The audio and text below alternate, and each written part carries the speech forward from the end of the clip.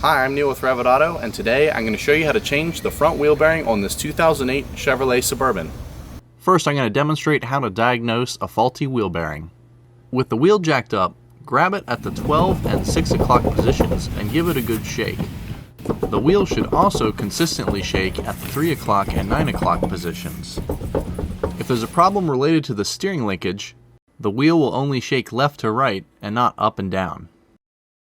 If the bearing is good, there should be absolutely no play at all. But as you can see here, this wheel has a very noticeable amount of play. In most cases, this play will be much more subtle, and may only be detected by feel and not visually. A wheel bearing with any amount of play has the potential to allow the wheel to come off the vehicle, so you should never overlook a bad wheel bearing. So without further ado, let's go ahead and replace this one. We're going to start by removing the wheel, and since this wheel has special lug nuts, we're going to use an adapter socket. The factory wheels use a standard size lug nut and are easily removed with regular tools. On LTZ trim models, you may need to use a flathead screwdriver to remove a center cap to access the lug nuts.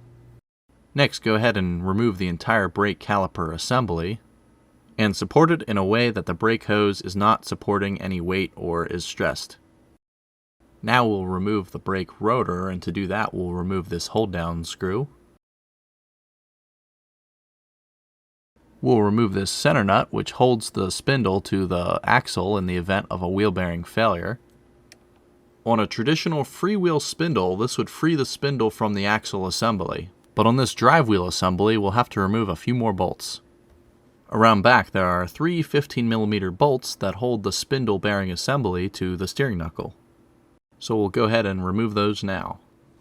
I'm using a combination of impact and hand tools, whatever fits where. If your vehicle is this rusty, you may not be as lucky as I got here with the breaker bar. To break any rust loose between the splines on the axle and the spindle, we're going to temporarily reinstall the center nut part of the way and gently hammer the axle inward. The presence of the nut ensures that the threads will not get damaged on the axle. Next, I'm just going to tap the spindle with the hammer.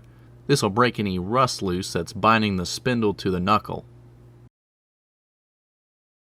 After a little bit of hammering, the spindle should pop right out when you pull on it.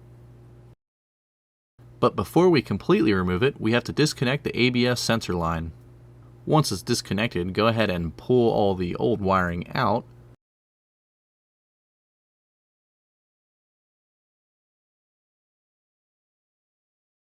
And pull the spindle straight out. Before installing the new bearing, it's always a good idea to clean any mounting surfaces.